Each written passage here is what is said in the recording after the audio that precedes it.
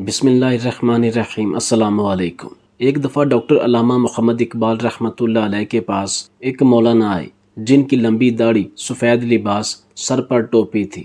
इन्होंने अल्लामा इकबाल से अपना मुकदमा लड़ने के लिए कहा। इकबाल ने पूछा तो मौलाना ने कहा कि मेरी बहन का शौहर शराबी है, वो जुआ खेलता है और न जाने क्या क्या उल्टे काम करता है। मैं कई दफ़ा इसे अपने पैसों से कारोबार करवा चुका हूँ, लेकिन वो कारोबार तबाह कर देता है। मैंने अपनी बहन को भी 8 साल अपने पास रखा, बमा इसके बच्चों और शौहर के, और तमाम अखराजात अपनी जेब से अदा करता रहा। फिर इनको किराए का मकान लेकर दिया, ये वहाँ पर 3 साल रहे। इसका किराया मैं अदा करता रहा और गाहे बगाहे जूते, कपड़े वगैरह और दीगर अशिया भी लेकर देता रहा। अब मेरे बहनोई के भड़काने पर मेरी बहन ने मुझ पर केस कर दिया है कि मुझे जायदाद में हिस्सा चाहिए, हालांकि जितना इसका हिस्सा बनता है उससे 3 गुना ज़्यादा रकम मैं इस पर खर्च कर चुका हूँ।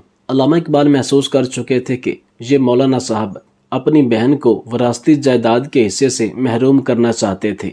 अल्लामा इकबाल ने गुस्सा में आकर मौलाना की सफ़ेद दाढ़ी शायर मशरक डॉक्टर अल्लामा मोहम्मद इकबाल रहमतुल्लाह अलैह के पास जब एक शख्स इस्लाम कबूल करने आया तो इन्होंने इसको मना क्यों कर दिया। अल्लामा इकबाल को हरन की खाल पर चलने से किसने मना किया हुआ था।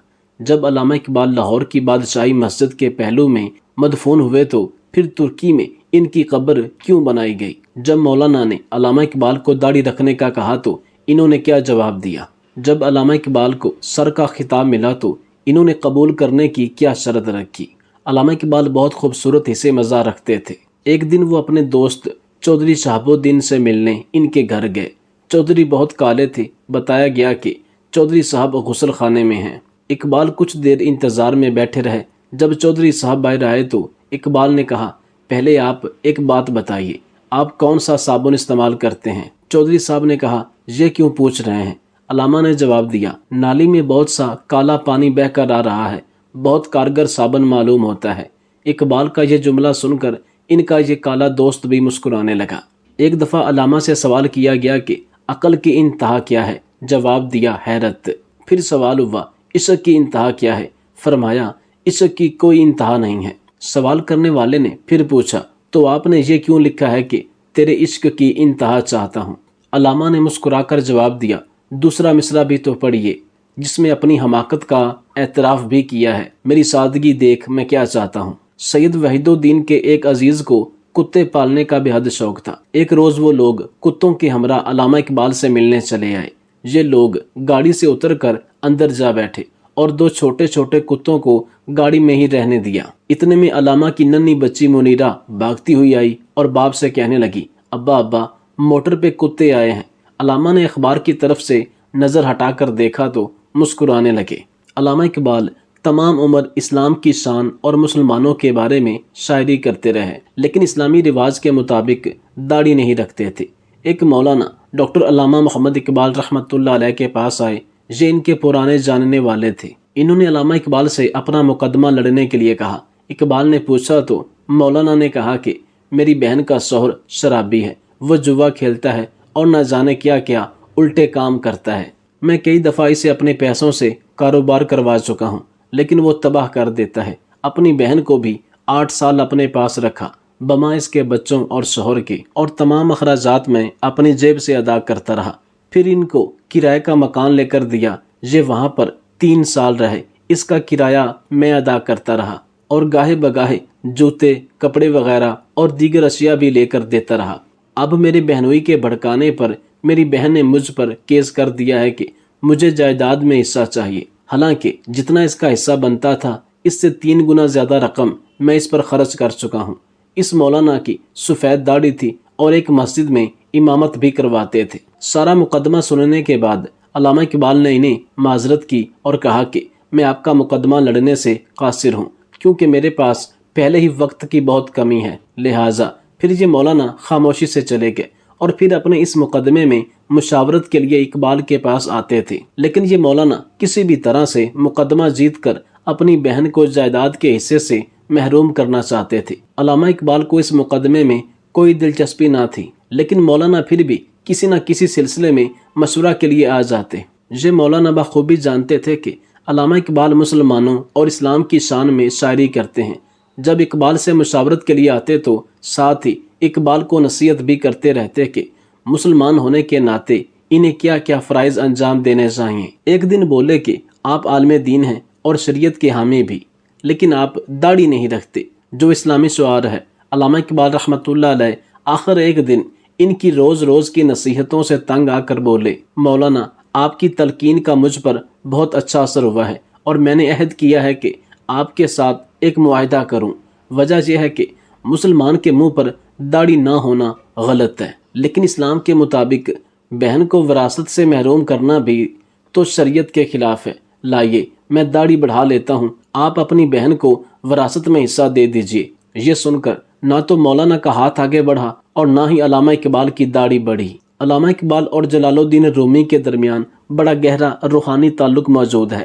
علامہ اقبال خود کو مرید اور مولانا جلال الدین رومی کو پیر رومی کہتے تھے۔ حکومت ترکی نے علامہ محمد اقبال کی اس گہری محبت کے اعتراف کے طور پر مولانا جلال الدین رومی کی قبر مبارک کے قریب پاکستان کے اس قومی شاعر کی ایک قبر بنا رکھی ہے، جس پر یہ الفاظ کنندہ ہیں: پاکستان کے ملی شاعر علامہ محمد اقبال عزیز مرشدی حضرت مولانا کی یہ علامتی قبر 60 کی دہائی میں علامہ محمد اقبال کی مولانا جلال الدین رومی سے محبت کی عکاسی کے طور پر بنائی گئی۔ ترک باشندے بھی پاکستان کے قومی شاعر علامہ محمد اقبال سے بڑی گہری محبت کرتے ہیں۔ ترکی کے صدر رجب طیب اردوان، وزیر اعظم احمد داؤد اور کابینہ کی اکثریت علامہ محمد اقبال سے بڑی متاثر ہے۔ علامہ اقبال کو حکومت وقت کی طرف سے سر کا خطاب ملا تو انہوں نے اسے قبول کرنے کی یہ شرط رکھی کہ ان کے استاد مولانا میر حسن کو بھی شمس العلماء کے خطاب سے نوازا جائے۔ حکام نے یہ سوال اٹھایا کہ ان کی کوئی تصنیف نہیں، انہیں کیسے خطاب دیا جا سکتا ہے؟ علامہ نے فرمایا، ان کی یعنی مولانا کی سب سے بڑی تصنیف خود میں ہوں۔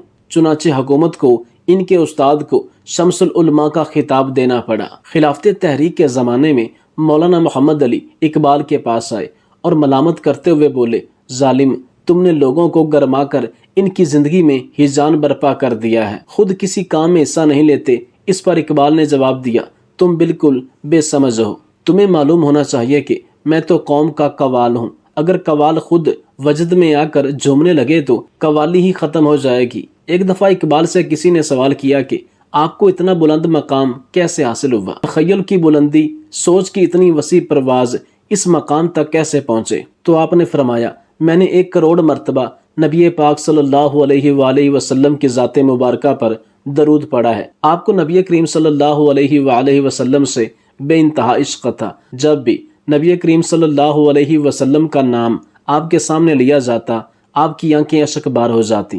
ایک دفعہ راجہ نریندر ناتھ نے علامہ اقبال کو چائے پر مدعو کیا۔ راجہ صاحب کے کمرے میں ہرن کی کھالیں بچھی ہوئی تھیں۔ علامہ اقبال ان سے بچ بچ کر گزرے۔ راجہ نے حیران ہو کر وجہ پوچھی تو آپ نے جواب دیا کہ میرے استاد محترم نے ایک مرتبہ میری دی ہوئی جائے نماز استعمال نہ کرنے کا سبب بتاتے ہوئے انکشاف کیا تھا کہ ہرن کی کھال پر بیٹھنے یا چلنے سے انسان کے دل میں لاشعوری طور پر غرور کا احساس پیدا ہوتا ہے، اور یہ ایسی مسلم آباد ہے جس کا ذکر حدیث شریف میں موجود ہے۔ راجہ اس جواب سے اس قدر متاثر ہوئے کہ کئی منٹ تک وہ خاموش کھڑے علامہ اقبال کے چہرے کو تکتے رہے۔ علامہ اقبال کے بھتیجے شیخ اعجاز احمد چونیا میں سب جج کے عہدے پر مامور تھے۔ وہاں ایک گیانی سکھ تھا جس کی تقریر کی بڑی دھوم تھی، بڑا جادو بیان تھا۔ شیخ صاحب بھی اس کی تقریر سننے کے شوق میں گاہے بگاہے سکھوں کے گردوارے جایا کرتے تھے۔ خاندان کا یہ گرنتھی انارکلی گردوارہ میں بھی رہ چکا تھا اور بڑے کھلے دل سے گفتگو کرتا تھا۔ ایک دن وہ شیخ صاحب کے پاس آیا اور کہنے لگا کہ میں مسلمان ہونا چاہتا ہوں، مجھے ڈاکٹر اقبال کی خدمت میں لے چلیے۔ موسم گرما کی تعطیلات ختم ہوتے ہی شیخ اعجاز احمد اس سکھ مقرر کو اپنے ہمراہ لے کر لاہور آیا اور علامہ اقبال کی خدمت میں حاضر ہوئے۔ سکھ نے پہلے اپنے مشرف با اسلام ہونے کا ارادہ ظاہر کیا، پھر کہا کہ میرے بہت سے بال بچے ہیں، خرچ زیادہ اور آمدنی کم ہے، کیا یہ اچھا ہو کہ مسلمان ہونے کے بعد میری مالی امداد کی بھی کوئی صورت نکل آئے؟ علامہ اقبال اس گیانی سکھ کی زبان سے مالی امداد کا ذکر سن کر متاثر ہوئے۔ انہوں نے فرمایا، اول تو مسلمانوں کے پاس ایسا کوئی ادارہ نہیں جہاں نو مسلموں اور ضرورت مندوں کی مالی امداد کی جاتی ہو۔ دوسرا، مسلمان ہونے کے لیے مالی امداد کی شرط یہ بات کسی طرح پسندیدہ نہیں۔ اس کے بعد علامہ اقبال نے ایک واقعہ سنایا کہ میرے والد صاحب ایک بزرگ سے ملنے گئے۔ یہ بزرگ گاؤں سے باہر چارپائی پر بیٹھے چند صاحبوں سے باتیں کر رہے تھے۔ اتنے میں ایک جنگلی خرگوش جس کے پیچھے کتے لگے ہوئے تھے بھاگتا ہوا آیا اور چارپائی کے نیچے بیٹھ گیا۔ اس خرگوش کا جو کتے تعقب کر رہے تھے وہ چارپائی پر آدمیوں کو بیٹھا دیکھ کر ٹھہر گئے، بلکہ ٹھٹک کر رہ گئے۔ وہ بزرگ یہ منظر دیکھ رہے تھے۔ انہوں نے خرگوش کو مخاطب کر کے فرمایا، اے عقل مند، پناہ بھی لی تو انسان کی۔ علامہ اقبال یہ واقعہ سنا رہے تھے اور ان کا چہرہ تمتماتا جا رہا تھا، یہاں تک کہ ان پر رقت طاری ہو گئی۔ انہوں نے صوفے پر اپنی ٹھوڑی رکھ دی اور زارو قطار رونے لگے۔ ان کی آنکھوں کے آنسو جو ابھی تک چھلک رہے تھے اب موتی کی طرح ٹوٹ کر گرنے لگے۔ گیانی حکیم نے اس حکیمانہ مثال کو کچھ سمجھا کچھ نہ سمجھا، خاموشی کے ساتھ چلا گیا۔ نوبل پرائز طلباء کا گروپ ایک دفعہ ان سے ملنے آیا۔ انہوں نے عجیب سا سوال کر دیا کہ آپ کو نوبل پرائز کیوں نہیں ملا؟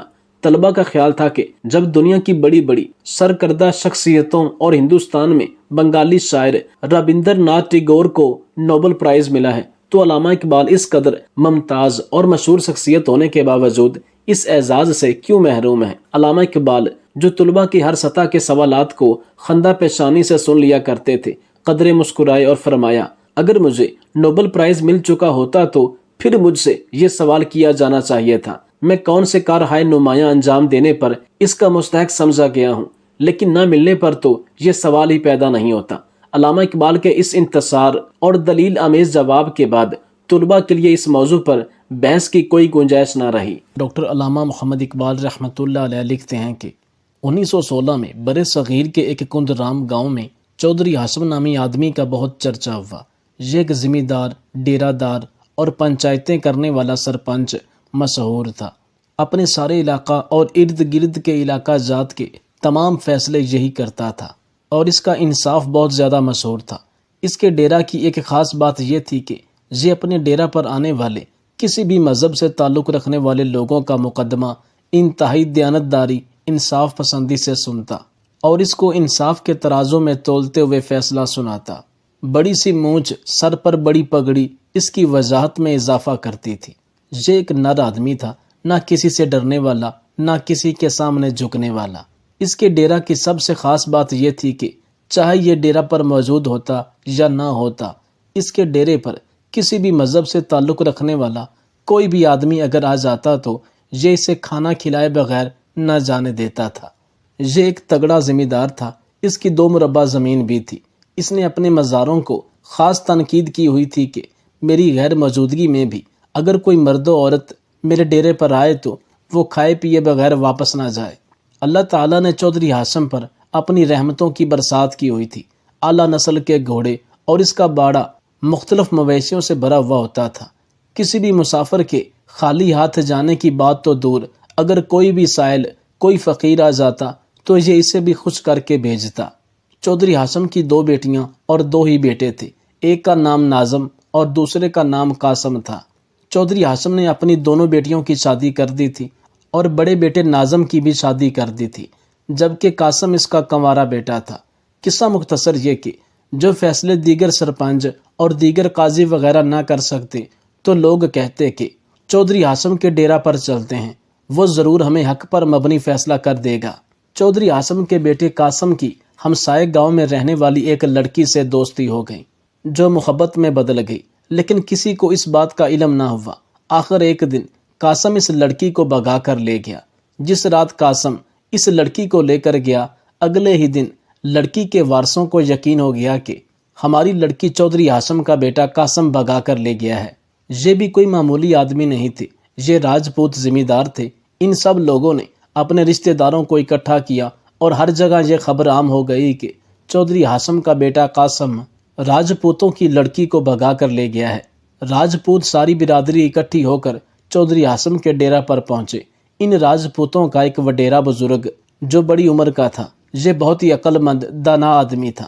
اس نے چودھری ہاشم کے دروازے پر جا کر کوئی واویلا نہ کیا اور کہا کہ چودھری ہاشم صاحب، آپ پورے علاقے کے لوگوں کے فیصلے کرتے ہیں، لہٰذا آج انصاف کیجیے۔ آپ کے بیٹے قاسم نے ہماری لڑکی کو اغوا کر لیا ہے یا اسے پیار محبت کا جھانسا دے کر بھگا کر لے گیا ہے۔ چودھری ہاشم 2 دن بعد اسی دن اپنے ڈیرا پر لوٹا تھا۔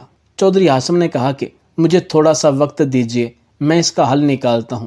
آپ سے گزارش ہے کہ میں 2 دنوں بعد گھر لوٹا ہوں، لہٰذا ہم یہ فیصلہ کل پر رکھ لیتے ہیں۔ راجپوت اپنی تمام برادری کو لے کر واپس چلا گیا، لیکن پورے علاقے میں یہ بات پھیل گئی تھی کہ چودھری ہاشم کا بیٹا ایک لڑکی کو بھگا کر لے گیا ہے۔ چودھری ہاشم نے اپنا تعلق و واسطہ استعمال کرتے ہوئے ایک ہی دن میں اپنے بیٹے اور اس لڑکی کو ڈھونڈ نکالا۔ جیسے ہی اپنے بیٹا اور اس لڑکی کو برآمد کیا تو لڑکی کے وارثوں اس کے عزیز و اقارب کو بلا کر لڑکی ان کے حوالے کر دی اور ساتھ کہا کہ اس کا فیصلہ کل علاقے کے مشہور چوک معلم میں ہوگا۔